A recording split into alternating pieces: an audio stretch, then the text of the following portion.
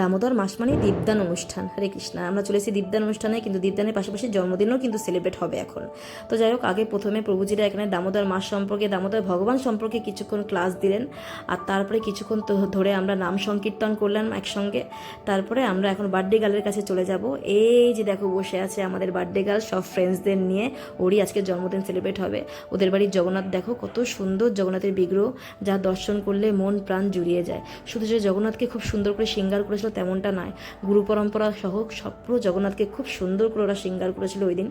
আর যেহেতু রান্নাবান্না কমপ্লিট হয়ে গেছিলো, তাই আর দেরি না করে আমি ভোগ নিবেদন করে দিয়েছি। একটা প্লেটের মধ্যে প্রত্যেকটা আইটেম সুন্দর করে সাজিয়ে নিয়ে আমরা ভোগ নিবেদন করে দিয়েছি। বার্থডে স্পেশাল ভোগে ছিল ফ্রাইড রাইস, লুচি, আলুর দম, ঘুগনি, পনির, মিষ্টি, কেক, স্প্রাইট, চিপস, আরও অনেক কিছু। ওদিকে যেহেতু লেট হয়ে যাচ্ছিলো, ওই জন্য দীপদানটাও সেরে ফেললাম। প্রত্যেকের হাতে একটা করে দীপ দিয়ে দিলাম এবং ঘরের লাইটটা অফ করে দিলাম। লাইট বন্ধ করে অন্ধকার ঘরে সবাই মিলে একত্রিত হয়ে এইভাবে দীপদান করলে দেখতে কিন্তু অনেক সুন্দর দেখায়। তো এইভাবে করে আমরা ভগবান দামোদরকে দীপদান করলাম এবং নিজেদের প্রার্থনা নিবেদন করলাম।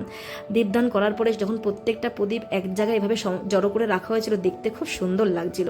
ওদিকে মাতাজিরা আবার লুচি ভাজাতে ব্যস্ত ছিল, কারণ আগের থেকে ভেজে রাখা লুচি ঠান্ডা হয়ে গেলে বড্ড বাজে লাগে খেতে। তাই খাওয়ার ঠিক একটু আগে আগে লুচি ভাজা হচ্ছিল। ওদিকে যেহেতু প্রসাদের টাইম হয়ে গেছে, তাই কেক কাটিংও এখন হবে। তাই আমাদের বার্থডে গার্ল এসে গেছে। ও কিন্তু এই কেকটা নিজের হাতেই ওই দিন বানিয়েছিল জগন্নাথকে অফারিং করার জন্য। তো কেকটা জগন্নাথকে অফারিং হয়েছে, কেক কাটিংও হলো। আমি ওকে একটু কেক প্রসাদ পাই দিলাম, আমি নিজেও একটু পেয়েছিলাম। কেকটা কিন্তু অসাম টেস্টি হয়েছে। আর বার্থডে বলে কথা, গিফট পাবে না তা তো হয় না, পেয়েছিল কিন্তু অনেক গিফট।